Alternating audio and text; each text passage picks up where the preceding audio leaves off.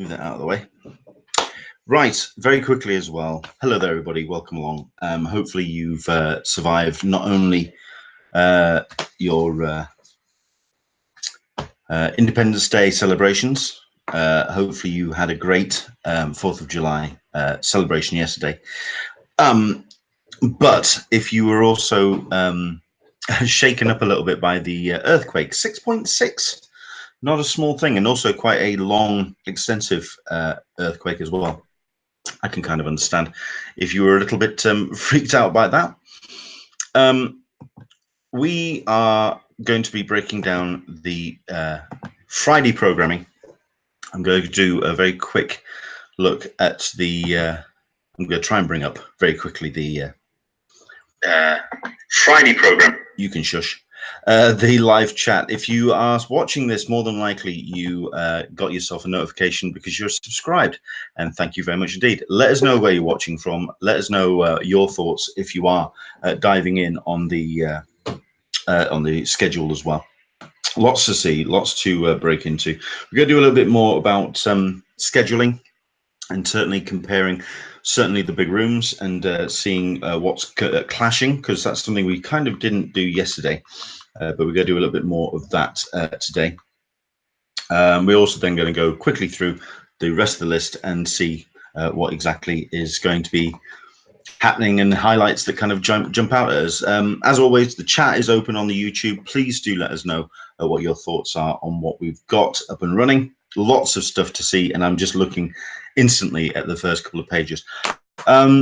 Also, very quickly as well, put something up on Twitter about what we are going to be doing with the Englishman in San Diego Talking Con show on a Sunday. Yes, we are going to be bringing it to a little bit of a break shortly after San Diego Comic-Con finishes. Maybe doing something 2 weeks after for London Film and Comic-Con, which I think I'm going to be attending for one of the days. But other than that, we're going to take a little bit of a break, regroup, redesign, and see if we can do something with the formatting, with the way that the actual stream works.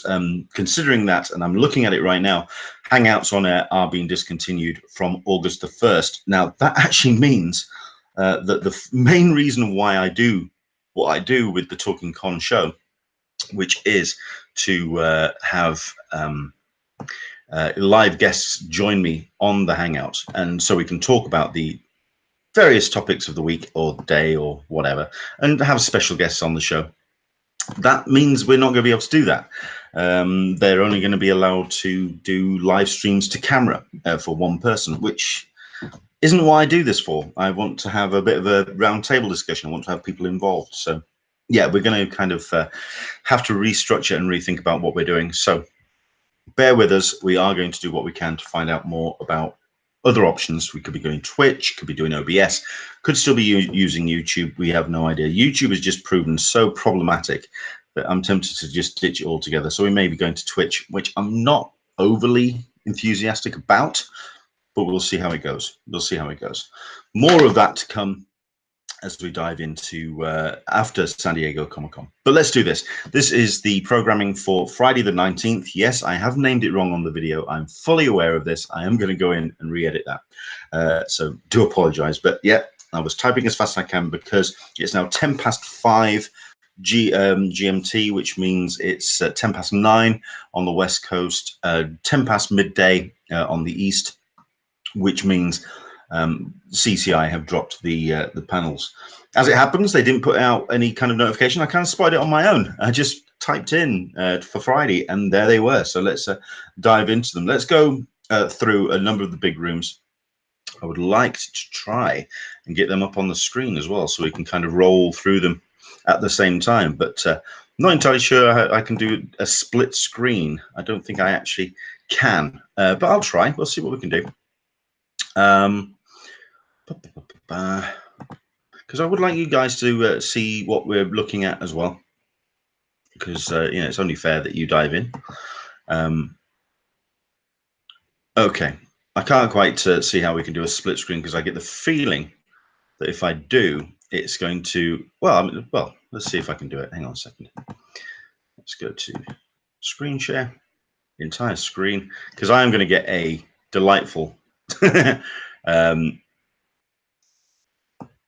yeah, migrate through that. So let's just yeah, there's going to be no way I could do this. Okay, fair enough. We'll we'll ditch that idea. It was an idea. I thought I'd give it a go. Okay, right. So first and foremost, I think we'll start with the rooms that we looked at yesterday, which was the Indigo Ballroom. Starting at 11 o'clock, a little bit slow, later than usual, or certainly later than maybe some people were thinking of. But no, 11 o'clock's about right for Indigo Ballroom. Allows people to get into the ballrooms and get themselves all started. Starting things off with Bless the Hearts. This is from Fox, and it's their new half-hour comedy, which is Kristen Wiig. You've also got Maya Rudolph in there, Julian Bell, Ike Barinholtz, and it's being brought to you by Emily Spivey, who's behind Wine Country and Parks and Rec, and also Phil Lord and Chris Miller, who are, of course, behind Lego Movie and Spider-Man Into the Spider-Verse. Now, Kristen Wiig and Maya Rudolph are not confirmed to be in attendance. As always with the schedules, it's the names that are in bold which are confirmed as guests, which means you are going to be getting Gillian Bell and Ike Barinholtz. Not that bad a little lineup. Those two will keep people's attention, but I think people will be a little bit disappointed that Kristen Wiig and Maya Rudolph will not be there. Understandable for Maya Rudolph because she does have her SNL. I think she's still on SNL for her obligations. So it really is a case of what they're who's available and what they're actually up to at the moment. So it's what they can actually bring to the actual show. But that's Bless the Hearts from 11, followed by 3 adult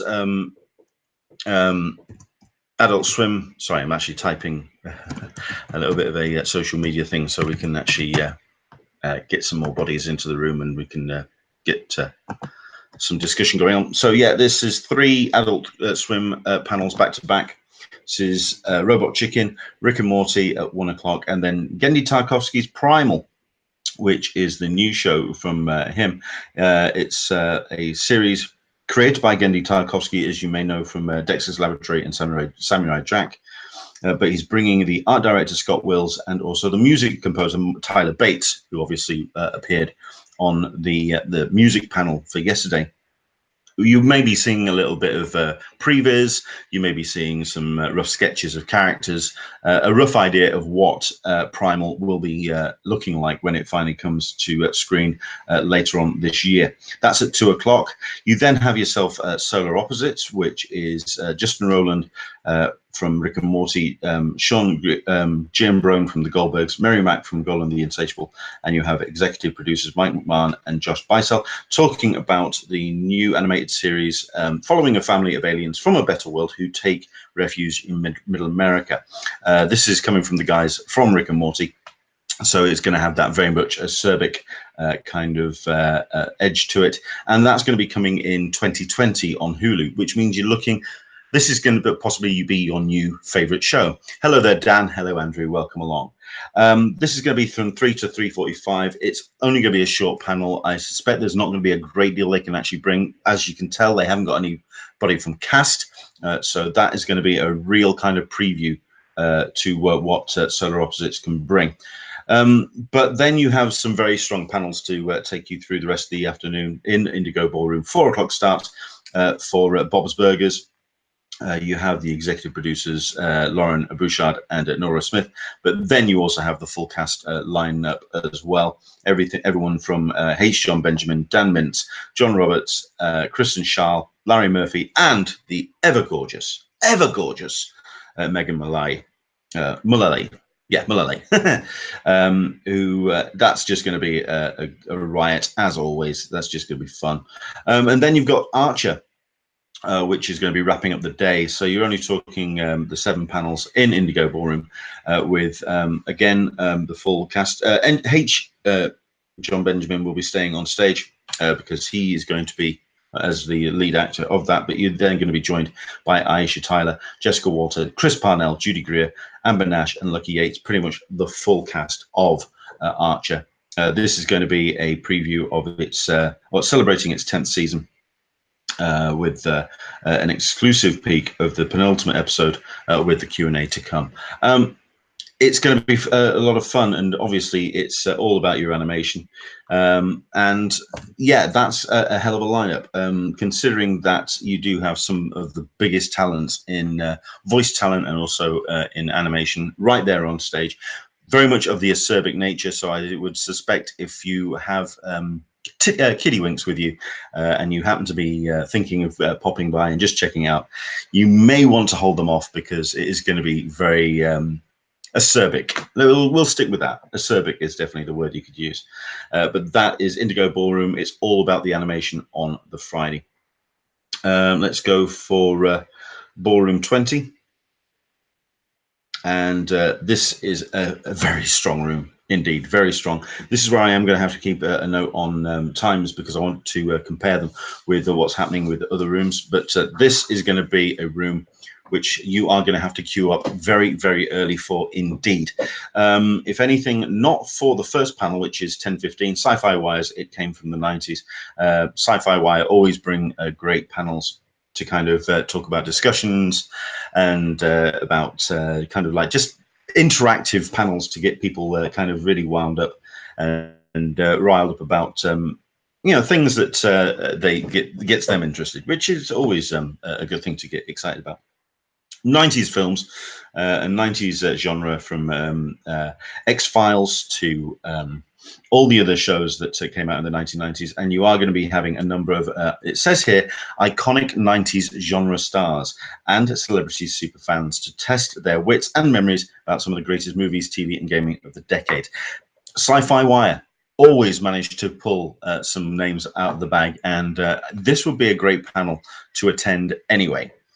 To be fair, you will have to be in the room anyway. That's at 10:15. The main reason being, you do have at 11:30 the world premiere of Veronica Mars Revival. You do have the full cast on there: Kristen Bell, Enrico Colantoni, Jason Durig, Ryan Henson, Francis Capra, Percy Daggs III, and you also have Rob Thomas on stage as well. That is going to be fun. It's 10 years after the story came to an end, returning to Hulu with Veronica Mars, drawn into an 8-episode mystery as a series of bombs terrorize spring breakers in Neptune. It says world premiere, so I think you're going to be getting at least the first episode as a preview. That's 11:30 in the morning, and like I say, it is going to be very much a queuing up thing, because that is going to be one of the big panels of the day, certainly in Ballroom 20. But there's still plenty more to go. You're going to have a little bit of a clear out of that room. Leanne D is joining us. Hello, Sarita P. Hello, Andrew Dickinson. Welcome, welcome, welcome. Jump in with any thoughts that you have on these panels, by all means. If there's anything that I miss, or if there's any observations that you want to kind of dive in on this one. Palette Cleanser directly after Veronica Mars. Steven Universe is going to be the panel directly after that. Shelby Ribera, Estelle Garnett, Michaela Ditz, Didi Magna-Hall, and Rebecca Sugar, who's the series creator, talking about Steven Universe, the movie, which will be, you'll see the official trailer. You've got a couple of songs in there as well. Steven Universe, obviously incredibly popular, and it will get itself a nice big audience. How they're going to feel about having to try and get into Ballroom 20 when Veronica Mars very much will be holding court. It's one of those where it's going to be a real kind of a mashup of the crowd. It's one of those where the panel directly after will be misserved by the popularity of the panel before. To go from Veronica Mars at 11:30 into 1 o'clock into Steven Universe, that's going to be a tough call. But it's an hour panel and should be a lot of fun. Another breakup panel, this time put on by Entertainment Weekly, but still some very strong names involved. They also do a great job of bringing nostalgia panels and discussion panels. They're doing their annual Brave Warriors. You've got John Bradley from Game of Thrones. That man rocks. I'm a big fan. I've interviewed him before. He's a good laugh. Cameron Cole from Krypton. Michael Emerson from the new series Evil, and also from, Lost and various other shows. Very popular bloke. Aidan Gillen from Project Blue Book. Cress Williams from Black Lightning. And William Zabka from Cobra Kai, discussing the thrill of playing iconic characters. It's all the blokes, but then again, it's Brave Warriors. That is pretty much the theme of the actual panel. The only downside or difference for me when it comes to the Entertainment Weekly panels versus, say, sci-fi, the sci-fi ones are a little bit lighter. They're put together in a more freeform kind of fashion, and you are encouraged to have a little bit more of a giggle at the sci-fi panels. Entertainment Weekly, a little bit more of a discussion, but still strong panels, strong names. But it's going to be that's going to be an interesting setup. It gets a little bit adult from the next one at 3:30, which is The Boys. This has already been previewed at some conventions, but you are going to be getting a whole bunch of people representing this show, because it is the big push for I believe it's Amazon that's got it. Giggle Fest, it very much is. Now, admittedly, you do have a number of the cast members, including Carl Urban, Jack Quaid, Anthony Starr, Erin Moriarty. Yeah, it's quite a long list, and you've also got the executive producers Seth Rogen and Elizabeth Shue, who's going to be there as well. What's Elizabeth Shue doing promoting, or sorry, producing something like The Boys? I have no idea. But yeah, it's coming to Amazon Prime Video. Aisha Tyler is going to be the moderator of this. If you haven't caught it at the other conventions, this will be your first chance to see your footage of The Boys. And yeah, it's a highly anticipated series based, of course, on the Garth Ennis and Derek Robinson graphic novel. It is going to be a very popular panel. How it's going to work against something like Brave Warriors, I think you're going to be looking at getting into the room at least around Steven Universe. Like I say, Steven Universe is going to be a little bit ill-served by these panels, which are on either side of it. But that's at 4:45. We're talking Indigo Ballroom at the moment. Damien Holbrook, always a good draw from this. Is the senior writer for TV Guide. He's bringing a number of panelists from Fear the Walking Dead, from Lucifer, from Legends of Tomorrow. No one confirmed for this particular panel as yet, but it is a fan's favorite, very much like the Brave Warriors panel from Entertainment Weekly. It is going to be more of a lineup of a discussion of some description, but it's no real theme to it. But it is going to be just more an experience of seeing these talents up on stage. Again, I think it's going to be more of a kind of like a palate cleanser after something like The Boys and Carnival Row, which, by the way, I completely forgot to say. Yeah, Carnival Row is the one that follows The Boys. Another incredibly popular book set in a Victorian fantasy world with mythological immigrant creatures, and another one from Amazon Prime. So it pairs up nicely with the Boys panel. Different moderator, you've got Tim Cash from IMDb bringing on stage Orlando Bloom, Cara Delevingne, David Gaiesi, Tamsin Merchant, Travis Beacom, and also Mark Guggenheim. It is going to be that for me actually tips The Boys, and I'm a massive Boys fan. I know that Leanne D is joining us, one of her favorite books of all time. Yeah, it's going to be a big one, but Carnival Row for me has more cross-generational appeal. I think there's a bit more. With The Boys, it's more punk. It's a little bit more adult. It's more urgent. This could be more of a cross-generational appeal. And like I say, Orlando Bloom, Cara Delevingne, you're going to have a lot of people in the room. If you are wanting to get into the room for The Boys or Carnival Row, I suggest you start boning up on Steven Universe and the guests on the Brave Warriors, because I think you are going to have to be in there for a very long time before things kick off at 3:30 for The Boys and 4:45 for Carnival Row. You then have at 7:15, it's the world premiere of the animated version of Batman Hush. You're going to be having Jason O'Mara as Batman. Jennifer Morrison is going to be joining the cast as Catwoman, Selena Kyle. These are all both going to be on stage. Maurice Sterling from Homeland as Hush. And you've also got Jeffrey Arend from Madam Secretary as the Riddler. Hayden Walsh from Teen Titans Go as Harley Quinn. Bruce Thomas from Legally Blonde is going to be on stage as well.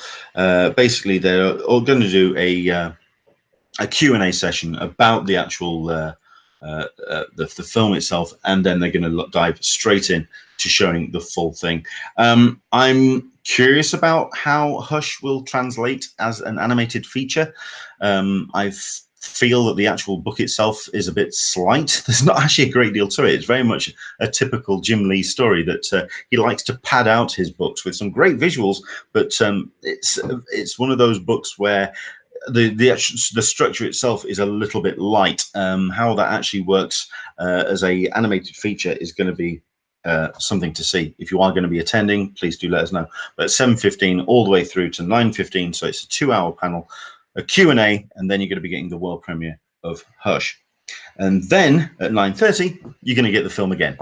So they're just going to re-show one more time for the anyone who perhaps panels elsewhere in San Diego Comic-Con. Yes, we are going to be diving into Ballroom 20 very shortly indeed. But that is into Hall H for Ballroom 20. In fact, I think it's only fair that we actually do that so we can see what the comparison between the two big rooms are. So that's Ballroom 20. Let's go down to Hall H then. Oh, it's always fun to negotiate this the setup with this. There we go, Hall H. Right, starting at 10 o'clock, nice and early, but you have a non-stop headlining panels all the way throughout this entire day. It really is from the word go all the way through. I'm waiting to get down to 3:30 because I do want to see who they've actually said they're going to be bringing to Netflix Dark Crystal, but this is going to be an AMC. It's well, Marvel, AMC, and then Netflix are going to be doing their thing, and then Game of Thrones to wrap things up, and Preacher at the end. So let's start. 10 o'clock. Writing Avengers Endgame. You've got Christopher Marcus and Stephen McFeely, who's going to be on stage with Jeff Goldsmith, who's a publisher-in-chief for Backstory, talking about the actual the elements of putting Endgame to screen. I think that should be an interesting panel, if anything, to find out how they tied up all the loose ends, or how they were keeping loose ends in place in their mind, spinning all of those plates for Endgame. It's what it is to do those back-to-back films, as well as off the back of Civil War and off Winter Soldier as well, to kind of come together and bring together a script which would work cohesively for what has become one of the biggest earning films of all time. I think there will be a number of people in the room that will possibly have some questions about some plot holes that they have spotted. For example, if someone would please like to stand up and ask about how Thanos is fully aware of Tony Stark and how he is cursed with knowledge. I think that was a line that was written in there and completely forgotten. But that's Christopher Marcus, Stephen McFeely. That's 10 o'clock in the morning. But like I say, for Friday, it is going to be an overnight queue if you're wanting to be to the front, because you have yourself a fair number of headlining guests, considering that from writing Avengers Endgame, you then dovetail straight into, at 11 a.m., you have a conversation with the Russo brothers. This is Joe and Anthony Russo discussing Endgame, discussing all of their elements for what they have brought to the MCU. But also they're going to be talking about their new company, which is Agbo, and they're going to be talking about what they're going to be bringing next to the screen. They do have a number of projects on the board, but I can imagine a lot of people, considering that you're coming off the back of that Avengers Endgame panel, you're going to be getting a lot of MCU fans talking about that. Andrew Dickinson, how many will leave after Walking Dead? We will get into that in a second, considering that like I say, that's 10 a.m. for writing Avengers Endgame, 11 a.m. for a conversation with the Russo brothers. At 12, you're into 2 hours of, well, 2 and a bit hours of The Walking Dead. You start with Fear the Walking Dead, which you have yourself a number of the cast on stage. Chris Hardwick returns to San Diego Comic-Con, and he will be, yeah, he'll be fated as quite the returning conquering hero. That's entirely down to your own thoughts on that particular matter. Lenny James, Alicia Devon Carey, Maggie Grace, Coleman Domingo, Danai Garcia.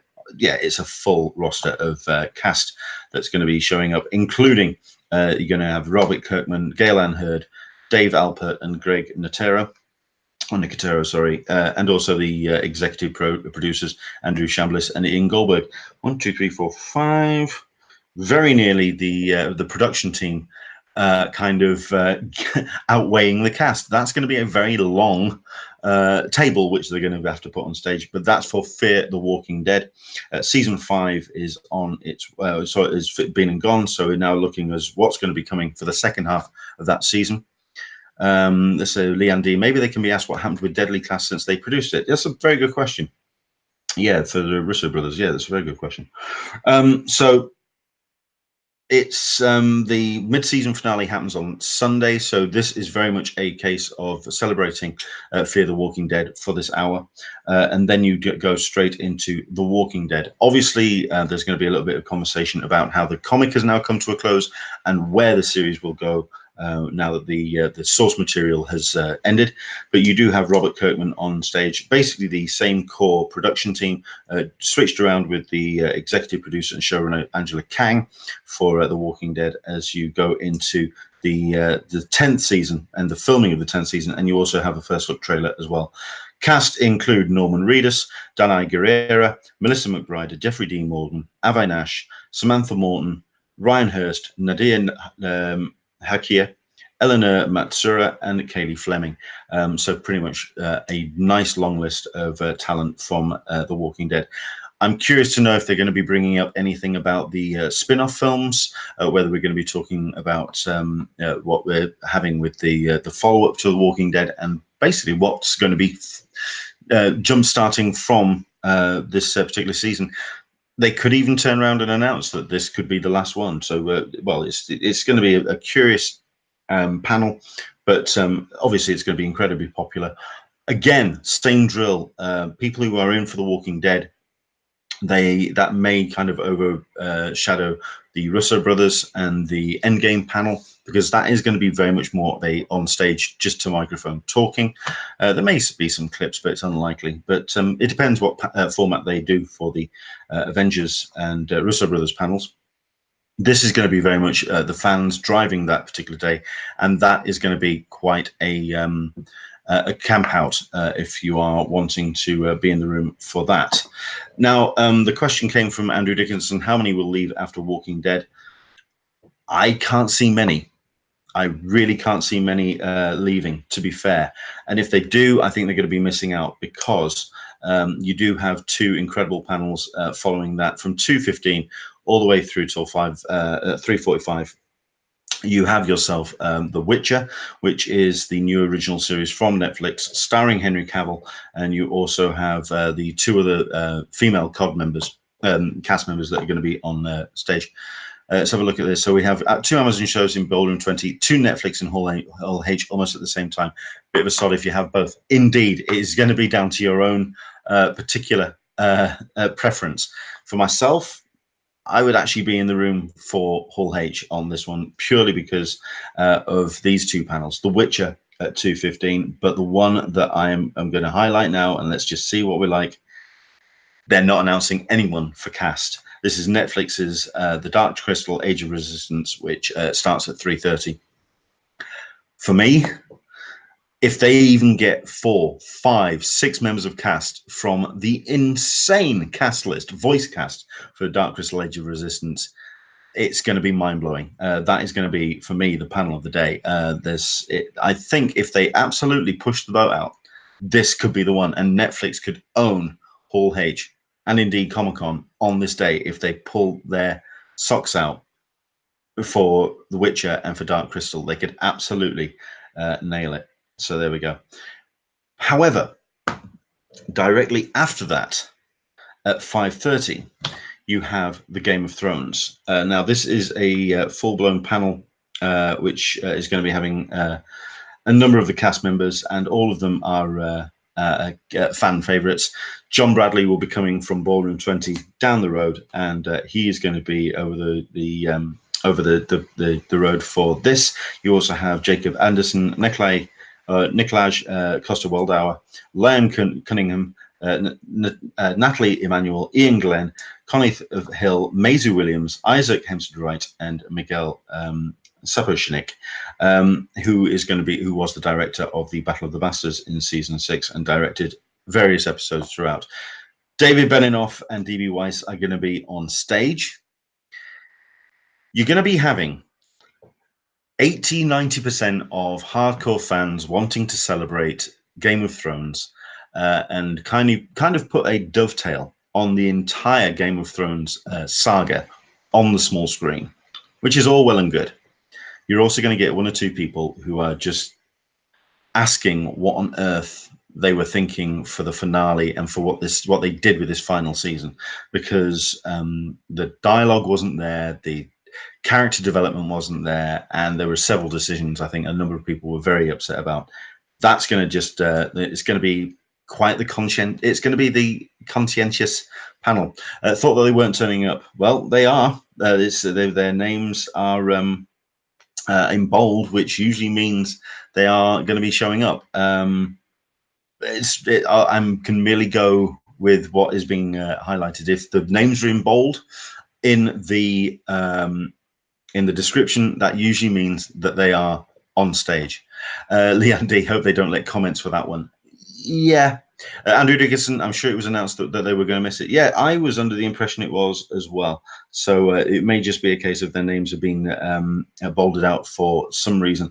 But if that was the case, then George R.R. Martin's name would be bold as well, which it's not. Their names are in bold, so who knows? If they show up on stage, that could be quite the interesting panel. But that's at 5:30 to 6:30. It's only an hour panel. But yeah, it's going to be quite a thrill ride. So that's Game of Thrones. That's going to be a closing. It's going to be a kind of, like I say, a bookend to the series. But then you have something which really is a different tone completely. And I suspect you're going to be getting a lot of people leaving Game of Thrones and leaving the hall. And Preacher is going to be coming out on now. I'm a fan. I know we've got Leanne D. Everyone ever got booed in Hall H? Not booed as such. I know that there's 1 or 2 that have had not great receptions, but most people are quite positive about being in there. This could be a first. Who knows? You're absolutely right. I think there's going to be a complete switchover. I think a lot of people are going to leave after Game of Thrones, and people are going to get in for Preacher. If you are wanting to get in for Preacher, I suspect you could possibly get down there for about an hour and a half before, and I think you're going to be able to get in. While Preacher is popular, it ain't that popular. It's a show which has a very niche audience. Leanne D, it's okay. They can all leave. More room for me at Preacher. Absolutely. Seth Rogen's going to be on stage. No one really confirmed for cast yet, but they did show up all last year, and they will support and will continue to support the show. So you may be getting full cast, but certainly Seth Rogen is going to be there. It does say Seth Rogen and cast. They may not have just confirmed exactly who's going to be in town or available to take part, but Seth Rogen is going to be there. It's going to be a preview of the season finale. And it's also going to be nominated by Terry Schwartz, who knows what she's talking about. She's a very good host indeed. So that's going to be quite the panel. It is a sneak peek as well for the final panel. So it is going to be a bit of a hurrah. Again, like Game of Thrones, if you are a fan and you are wanting to say your farewells to Preacher, this is going to be the one for you. But it's a busy room all the way through. Like I say, the only time you're going to get any kind of switchover is possibly after Fear the Walking Dead and The Walking Dead, but The Witcher and Dark Crystal are such strong draws. I suspect the people that are in the room for that will stay for that. The only switchover I suspect you're going to get is at 7 o'clock when Game of Thrones finishes. The Game of Thrones fans leave in droves and Preacher takes over. It's going to be not as busy as the other panel. It's going to be one of those. I mean, I've been in a room for Preacher panels, and The fans are there and the fans love it, but they're not there in droves. So there we go. Considering that you've got the Veronica Mars at 11:30, you are going to have to take your pick between the two. It's not something you're going to be able to bounce backwards and forwards. The only way you're going to be able to do it is if perhaps you happen to be a Veronica Mars fan and a Preacher fan, and you can do Veronica Mars and then bounce across to Hall H. So there you go. That is Hall H programming. Let's have a quick look at 6BCF and a couple of the other ones as well. Well, okay, 6BCF. It's all about the televisions. You've got a number of great shows. Andrew Dickinson's saying, unless they announce the Game of Thrones prequels, it's possible. It depends on what they actually decide to bring out. But I suspect with the cast that they've got, they are going to concentrate more on the actual show that they've had. It's going to be more of memories, and it's not going to be so much the looking forward. It's going to be looking at the past. Very strong panel to start Room 6BF at 10:15. DreamWorks, She-Ra and the Princess of Powers. Netflix again are going to be doing their best to take over every room of San Diego Comic-Con. This is going to be quite a popular panel, considering you do have the executive producer, Noelle Stevenson. You've got the voice cast as well that's going to be showing up, and you've got a third season preview. Okay, Leanne D is telling me about a Karen Berger panel. We'll get into that in a second. We are going to go through very quickly the rest of the panels in a bit. But Princess of Power, that's going to be a popular panel at 10:15. Monster Hunter at 11:30. This is the series and also the upcoming massive expansion to Monster Hunter World Iceborne. Members of the Monster Hunter team will be ready to share a look at the scenes, game design info, and perhaps some debuts. So it's very much a home entertainment kind of day in this particular room, including that at 12:45 you have World of Capcom. So you have all the latest trailers and news from Capcom's lineup. You then have the immersive experience of Harry Potter's Wizards Unite. Again, it's another game put together by WB Games, and it's an augmented reality thing. How that's going to translate as a panel experience, we're not entirely sure. But you do have the likes of Felicia Day, Mary Casey, and basically all the team that's putting this particular game together. Audience members will also get to hear about upcoming features for the game as well coming up. That is Harry Potter Wizards Unite. Legacies, which is at 3:15, continuing the tradition of Vampire Diaries in the originals. Legacies is the third installment of the supernatural series about witches, vampires, and werewolves. You've got a full cast that's going to be on stage: Danielle Rose Russell, Aria Shagarara Semi, Katie Bryant, Jenny Boyd, Quincy Fowles, and Matt Davis, and also the executive producers Julie Pleck and Brett Matthews, the guys behind the original series of Vampire Diaries and the originals. Whether that, I mean, that is something which could get a nice little audience, but at the end of the day, they're going to have to sit through some gamers to get to it. So that's Legacies at 3:15. However, I think let's have a look. The big panel. Yeah, I'd say the big panel of the day in 6BCF at 4:30 is going to be a special video presentation and Q&A based on Pennyworth. Now, Pennyworth itself, the actual first episode, is going to be shown on the Wednesday on preview night.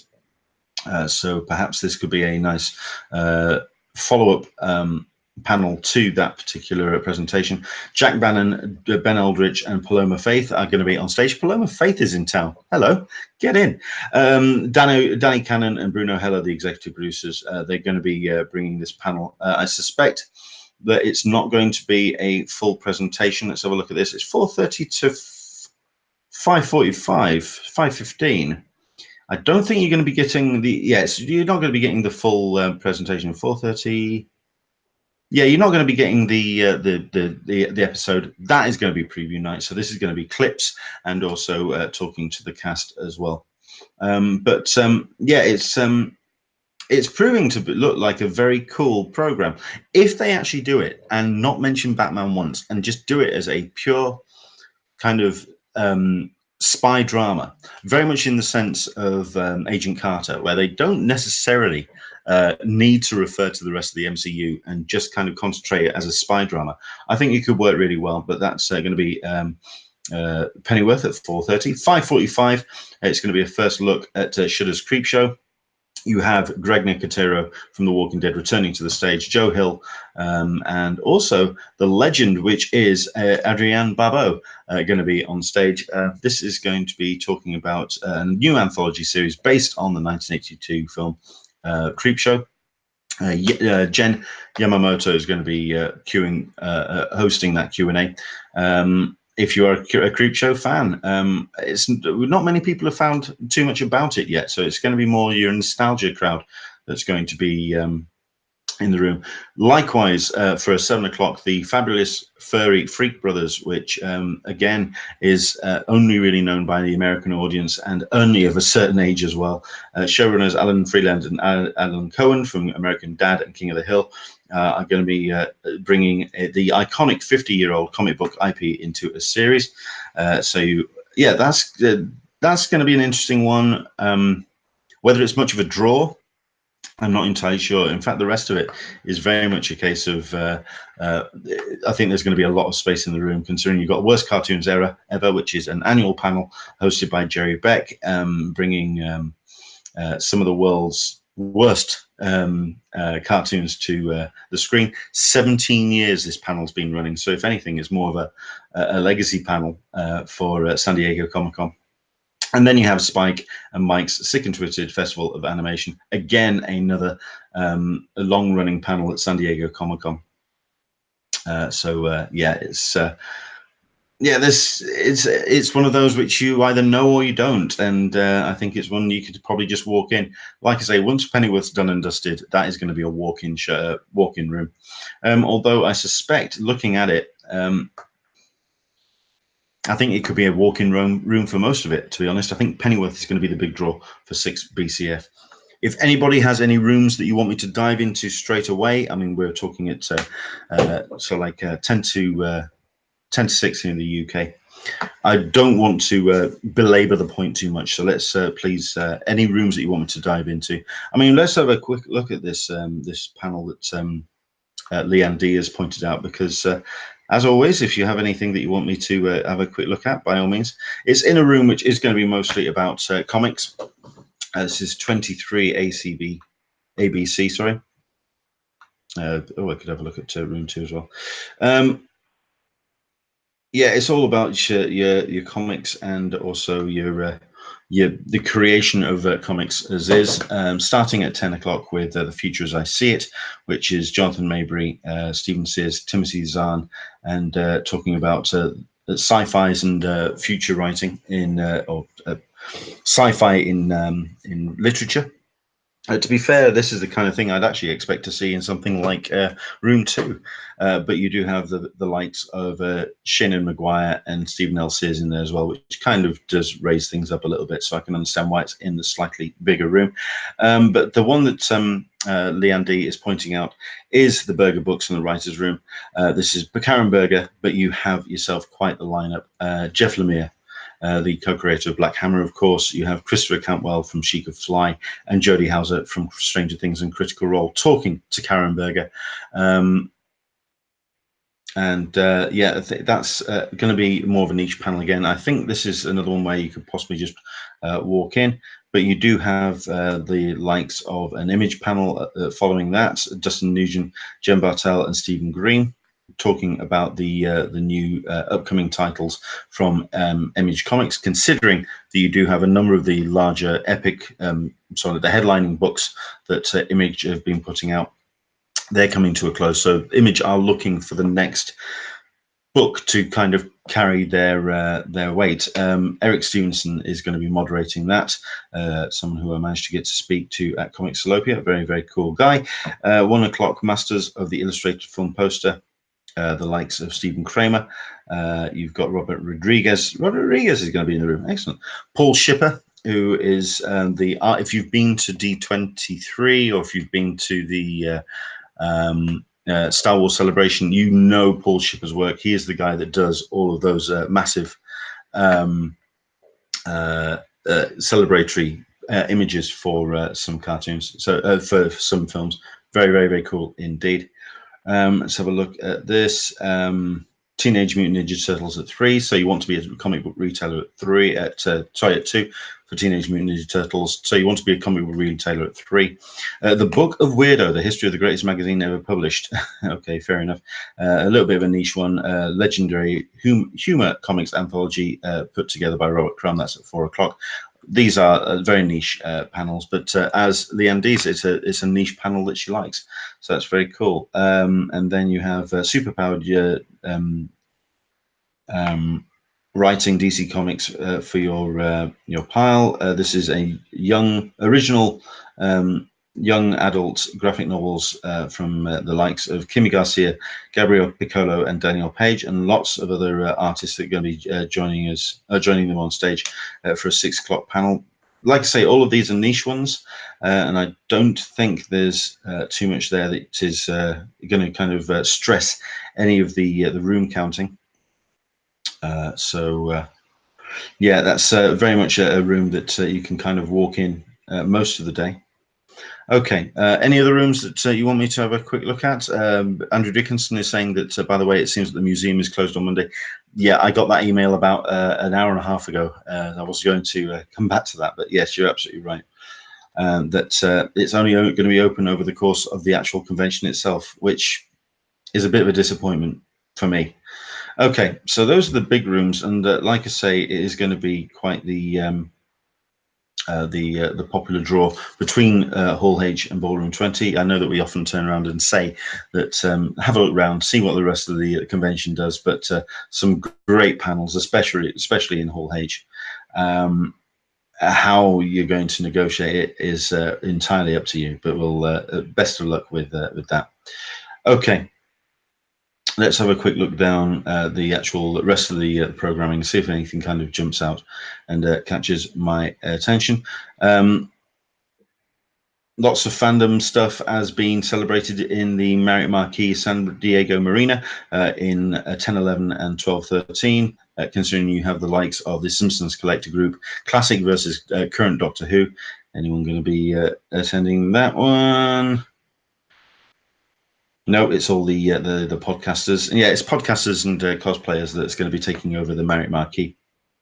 For example, at 3 o'clock, you have the Firefly Big Damn Cookbook, which is delicious recipes in a official Firefly cookbook. Fair enough. Hey, you do what you do. So that's all well and good. Okay, Holton Grand Theatre, I think, is it's after last year's test of what they were going to bring to the theatre. They're actually doing some really incredible panels in that room. So if you do get the chance to go a little bit further away from the convention centre, do go and check that out. Fan celebration of Batman in animation at 12 o'clock. So you have the likes of the teams behind Batman animated series, Batman Beyond and Justice League. That's going to be talking about some incredible animation over the course of the years. Dark Web, which is an independent sci-fi anthology series, has its panel at 1:30. But I think the next three are the ones that people are going to be of interest. You've got the diversity of Star Wars. People are going to be interested in that panel, if anything, because of the announcements that have been made for the new Mandalorian series. We have special Star Wars actors, film critics, and cosplayers. How many actors are going to be showing up? Who knows? But you've got an interesting little panel there. That's at 3 o'clock. But everyone's going to be in the room for the 10th anniversary of Parks and Rec. How many of the cast members are going to be showing up? Who knows? But I can imagine they'll try and get a fair old number. And you do have Jessica Zhang as well, who's from the Positive Pop Culture lineup. She's got quite a good draw, and she does a good job of pulling in some of the cast members. So that could be rather cool, especially if they get some of the big names of Parks and Rec in the room. Like we've said, the man behind Ron Swanson, his missus is in the building, is in San Diego, so it's more than likely that you may have Ron Swanson showing up on stage for a bit of a an exclusive. Q&A with Nathan Fillion and Alexi Hawley at 6 o'clock. Alexi Hawley is the collaborator and a longtime friend. He's the guy behind Castle and the Rookie, but it is going to be, as Andrew Dickinson puts down, a solo panel talking with Nathan Fillion. That's going to be a big draw, and I suspect you're going to have to be in the room at least an hour before. So yes, that includes Park and Rec, so you're going to have to be in there about an hour and a half beforehand. That's going to be a draw. As always, Nathan Fillion does pull the audience from out of his hat. Jessica Zhang then returns to the stage for Game of Thrones: A Reflection in the Future. Panelists from the cast, television critics and psychologists, how to fill the void from the legacy that George R.R. Martin has left behind, looking back on all 8 seasons. More of a discussion panel, how that's going to, again, represent with the cast. Fair number of cast is going to be in the building. All they have to do is get 1 or 2 in, and you do have a fair amount, or even if you get the showrunners, if they decide to make their appearance. Okay, we've covered Ballroom, Indigo Ballroom. So let's go very quickly down the rest. And at this point, I'm now just going to have a look at headlines and see if there's any panels that kind of jump out at me in terms of the actual titles of the actual panels. So if there's anything that you have spotted, let's dive in with 1 or 2 of our possible things that may get lost in the mix, hidden by the large noise of the bigger rooms over the course of the day. Neil Morgan Auditorium in the Central Library is mostly podcasters talking about the various fandoms, including Outlander. You've also got Space Command and Godzilla podcast as well. Hey, go for it. It's Nathan Fillion, starring Nathan Fillion with special guest Nathan Fillion. I'm certain he's also going to sing the theme tune as well. Room 11 is more the legal and the kind of nuts and bolts side of fandom. So you do have the likes of Comic Book Legal Defense Fund doing 2 panels, including taking pride in comics and making great comics programs for schools and libraries. Comic Book Legal Defense Fund. I'm a fan, I'm a supporter, and I will shout them to the rooftops. If you get the chance to attend any of their panels, please do, because they really are the supporters of this art form that we love. The creators, they are basically the closest thing to a union that comics have actually got. So yeah, do give that a go. Room 2, nice big room, considering that you've got some incredible talent there. It's put together by the Artist Alley team, so always pulling some great names. Admittedly, you do have on the Friday some panels that have been represented in Room 2 for quite some time. So you do have Maxwell Alexander Drake showing his process on how he writes his books. One more time, he's there on a regular basis. So there we go. But you do have How to Draw with Jim Lee. Now, it says How to Draw. This is at 2:30 in Room 2, and more than likely, considering that you have at 1 o'clock, Draw Your Imagination with Kim Jung-gi, who is my personal favorite artist on the surface of the planet. I'm a massive fan of that man. You're going to have people who are going to be in the room for Kim Jung-gi, and then you're going to have, thankfully, the audience who are there for Jim Lee are going to get introduced to Kim Jung and his artwork. But How to Draw with Jim Lee, he turns around and says that's what it is. It's an instruction about how his process works. In actual fact, he gets himself a series of cards. He talks over the top of it. He sketches away and gets through about maybe 4 or 5 sketches and hands them out. If you have the possible opportunity of landing yourself a Jim Lee original, this may be the way to do it. That's Room 2, 2:30. Very, very cool indeed. And then you've got Humberto Ramos, who's going to be on stage in both Spanish and English, teaching drawing techniques. He's going to be on stage demonstrating his techniques, which he has demonstrated on books like Impulse, Runaways, and Amazing and Spectacular Spider-Man. So that's it. Like I say, it's all very kind of like practical comics fandoms. Okay. So I'll look if there's anything else that's kind of catches my attention. Like I say, we had a panel yesterday for Ahoy Comics. Ahoy is making quite the impact, and I still think that this should be a panel which Aftershock could have had last year or the year before. Why we're going to be it's going to be slightly struggling with that particular. Well, Ahoy, they deserve their attention because they are doing something new and bringing something new to the way that comics are being reached out into the wider world. 7:30 is going to be an interesting one, though, because you have Mad versus New Yorker cartoons, which are funnier. This is room 24 ABC. Considering we've heard over the last 24, 48 hours that Mad will be discontinuing after two issues from its new content, and it's just going to be doing legacy content reprinted from issues following forward. But you do have Mad versus New Yorker cartoons asking which is funnier, which is safe to say it's Mad. As simple as that. So there we go. Room 25 ABC, I think. Let's have a look at the headlines for me. Jim Steranko is going to be having a spotlight panel at 3 o'clock in 25 ABC.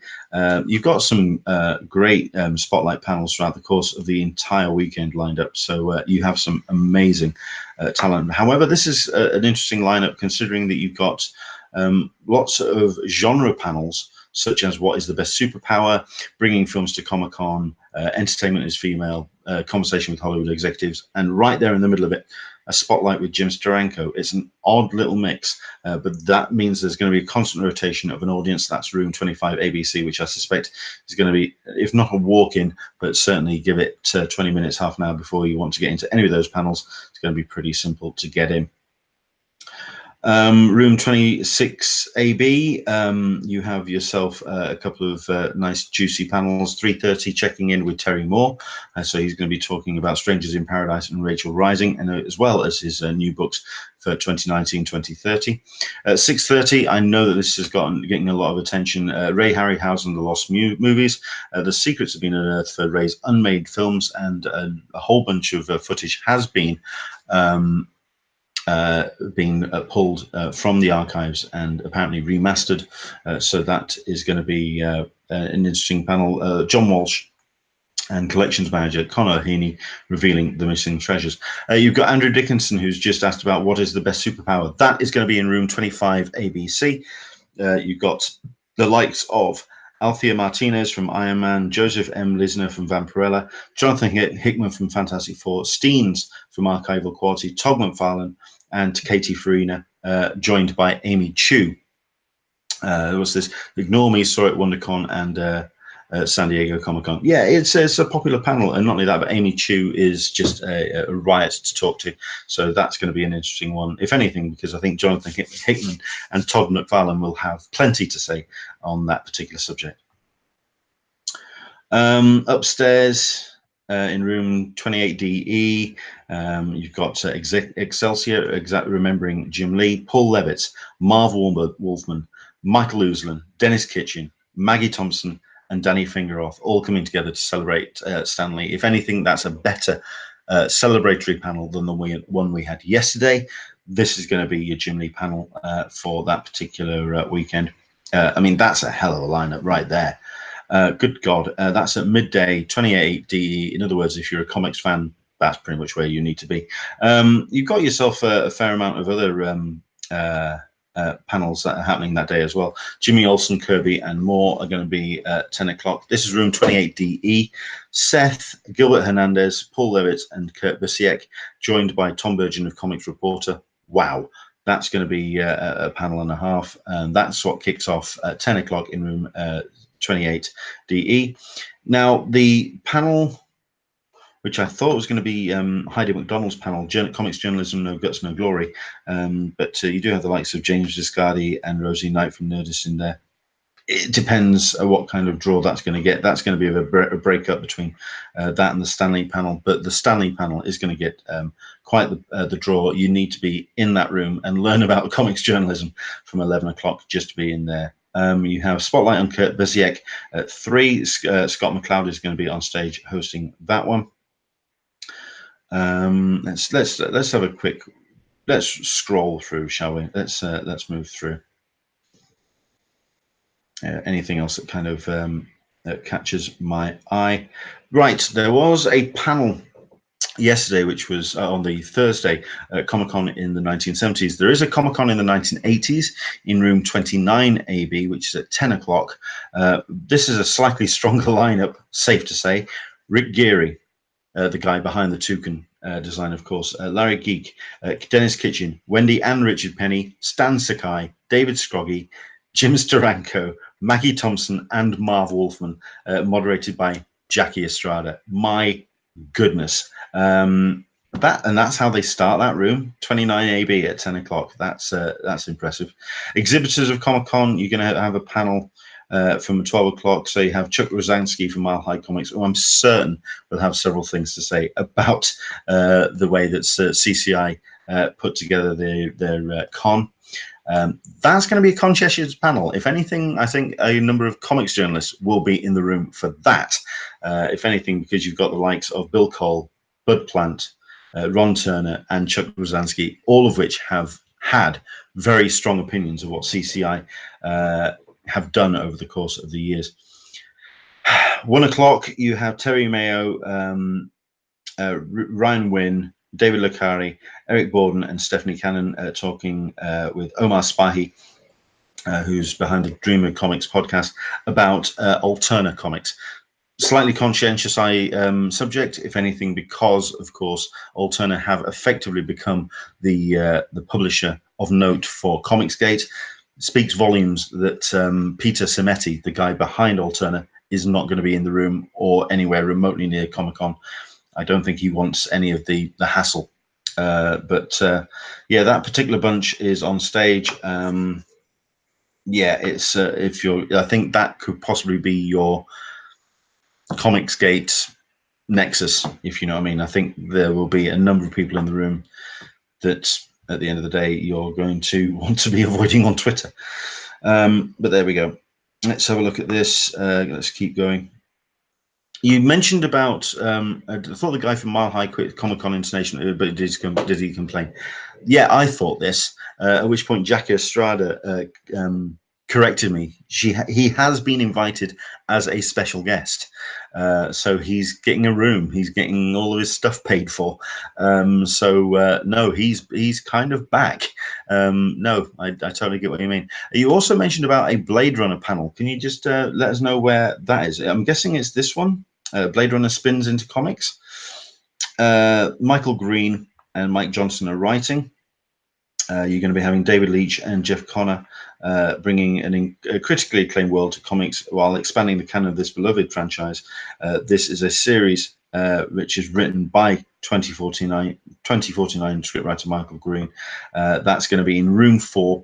That's at 12 o'clock. Admittedly, you do have Gene Ha at 10, starting that particular day off as well.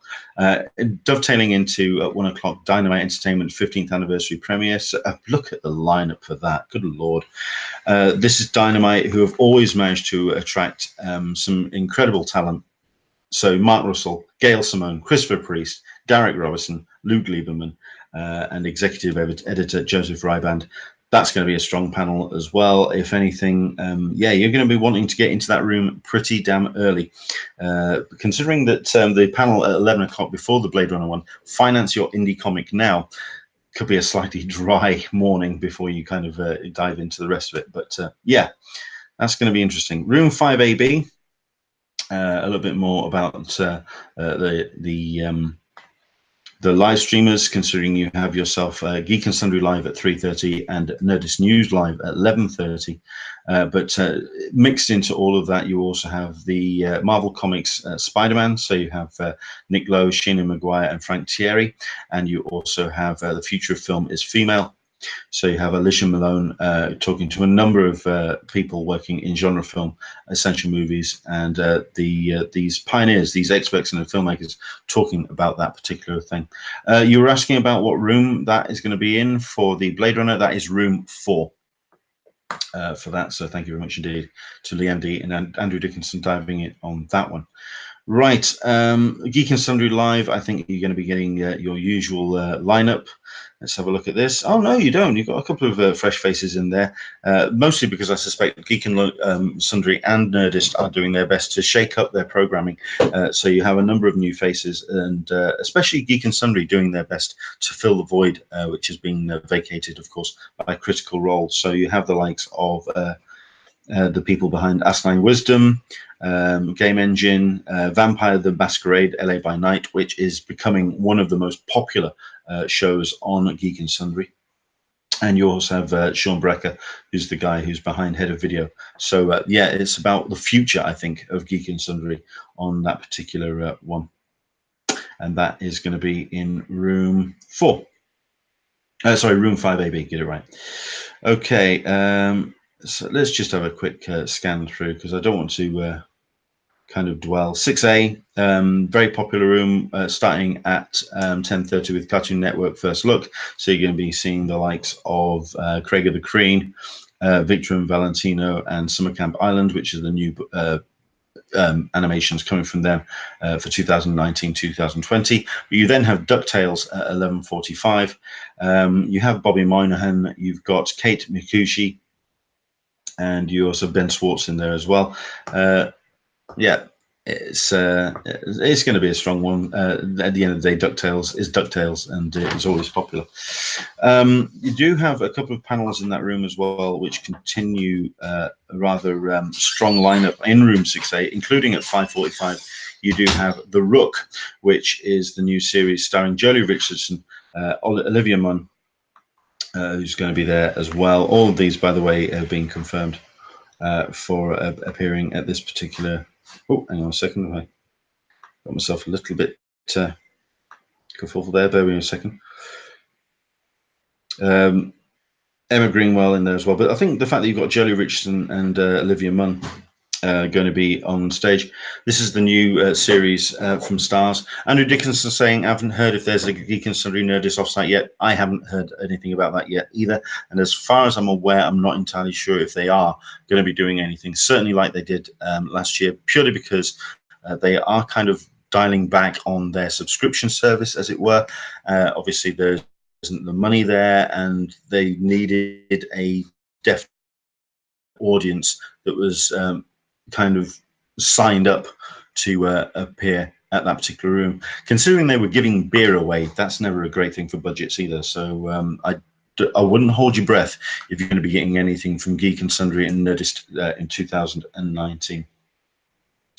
You then also have a new sci-fi series called Pandora, which is starring Olivia Dench, Harlan Kim, Joan Erb, and Priscilla Quintana. That's going to be a new series coming to CW. I do know that CW are wanting to push that rather heavily. So why it's being put into that room, it's not exactly a high-profile room. We'll see how that goes, especially when the next panel at 8:30 is Screen Junkies and Fandom. So you do have the likes of Hal Rudnick, Joe Starr, Spencer Gilbert, Dan Morell, and Ruth Cornett. They'll all be coming out on Rocking Up, and I suspect they'll take over that room way before then. So I think if you are wanting to sit in on the Screen Junkies panel, you need to be in there at least the panel before on that one. Room 60E is all about DC, DC Nation, DC Superhero Girls, DC World's Finest, and also DC Batman, and DC Summoning Nightmares and Horror Comics. Are they back? Are we going to be using, I'd like to know if we're going to have to get anything like a Swamp Thing lineup, but who knows. And then it all wraps up with a Dr. Horrible sing-along blog and karaoke party in 6DE.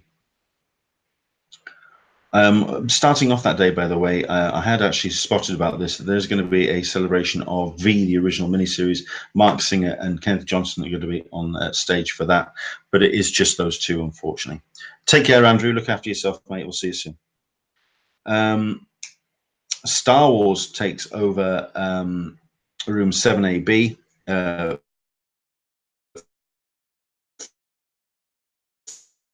Following a Fun with Funko, Star Wars Collectibles, Star Wars Fashion, Hasbro Star Wars Audiobooks, ILM versus LAB, Lucasfilm Publishing, Fanbase Press, Trading Cards, Clone Wars, and a Star Wars Trivia Game Panel. Considering that Fun with Funko is right in the middle of that, best of luck, boys. That's going to be an interesting, interesting day for the Funko team.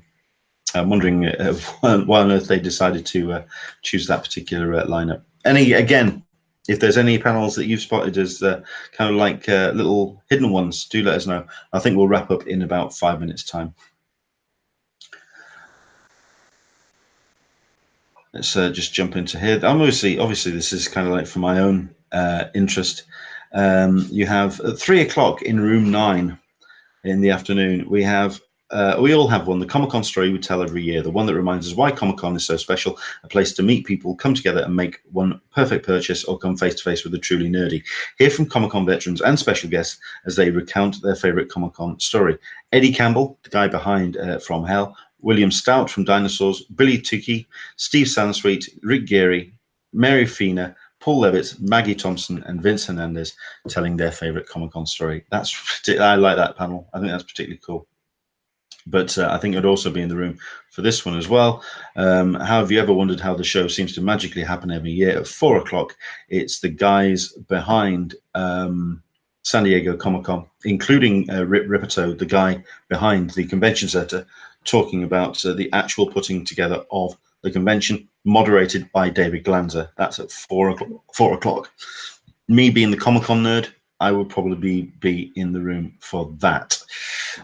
So yeah, that's something I would love to actually have seen. So there we go.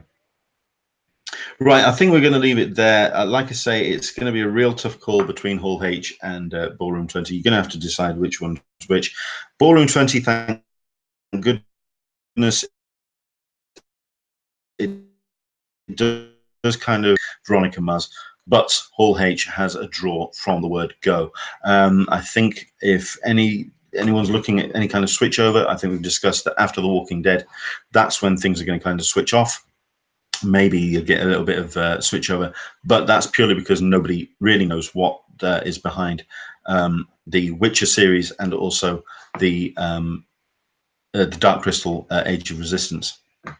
Personally, I would be staying in the room because it is if they, like I say, even just for the Dark Crystal, I would be in the room for it. For the cast that they've announced for it, even more so. In terms of clashes, it's a case of pick one and make your decision. If you happen to be a Veronica Mars and a Preacher fan, it's going to be a little bit easier for you. But if you are wanting to kind of to mix and match, it's going to be a real tough call.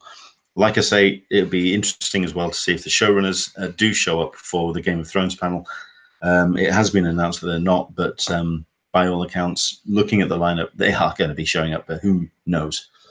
That's going to be me. Thank you very much indeed for joining us. I'm not entirely sure if I'll be able to do a panel, one of these tomorrow for the Saturday lineup. Any questions, of course, about the anything about San Diego Comic-Con and also about the programming, do jump in on my Twitter, Englishman SDCC, SDCC, and anything that you want to talk about. Any questions you have to ask, do let me know.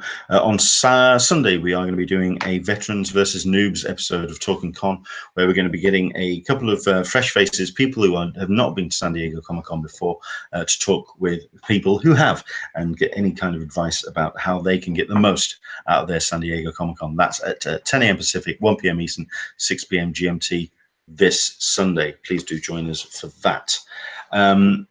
Yeah. And that will be us. Thank you very much indeed for joining us. Do take care. Enjoy the rest of your evening. Any comments at all? Anything that I've missed? Anything that you feel needs to be highlighted?